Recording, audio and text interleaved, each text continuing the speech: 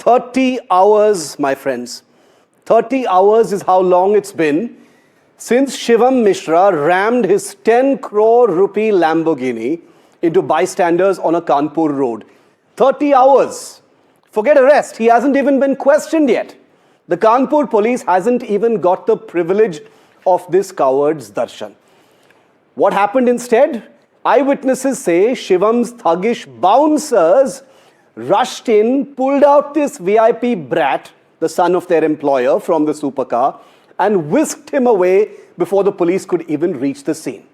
But the bouncers shouldn't have worried too much because, let's be very honest, why would the police have any wrong ideas? After all, this is not just any driver. Shivam Mishra is a VIP brat from a powerful tobacco family in Uttar Pradesh. A young man who has already brushed past scrutiny, including income tax attention, and walked away untouched in the past. So what is a few people injured on a road?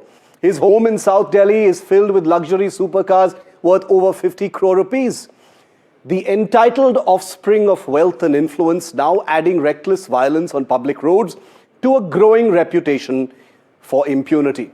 In a state, let me remind all of my viewers, in a state where bulldozer justice is known to be a ready reality to punish wrongdoers, deployed often to send out a stern message on instant justice, today we were greeted with the pathetic sight of the Kanpur police literally begging at the gates of the Mishra mansion, sheepishly hoping to get access to the VIP Aulad, who was obviously being protected inside. And here is the uncomfortable truth tonight. The story feels familiar, doesn't it? Because in India, when rich young men crash expensive cars into ordinary citizens, the law often arrives at its own sweet time and almost always works for the VIP offender. Remember the Pune Porsche case in May 2024? A drunk underage loser named Vedant Agarwal killed 2 young professionals. The first response was immediate bail and a 300-word essay. Now an adult, he continues to enjoy a free life. 2 months later, remember Mihir Shah, son of a Shiv Sena Neta, who rammed his BMW into a motorcycle, killing a woman in July 2024. He absconded for 2 whole days before outrage forced the Maharashtra police to do its job.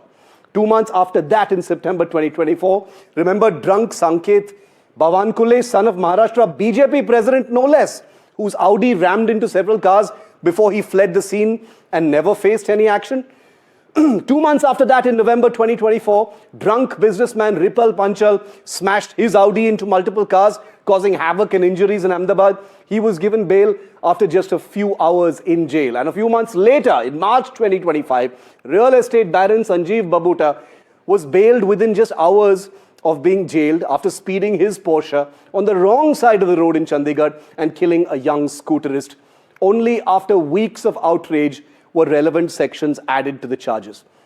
Different cities across India, but the exact same pattern, and I've only scratched the surface of examples. Powerful family, expensive supercar, a life lost or shattered, and a system that bends to the offender instead of standing with the victims. Which brings us back to Kanpur today.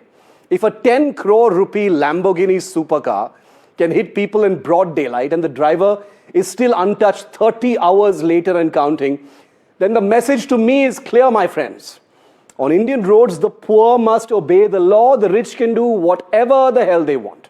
And until one powerful VIP brat actually faces swift, certain consequences, every siren, every FIR, every promise of action will sound exactly like what it has become. Useless background noise in a useless system.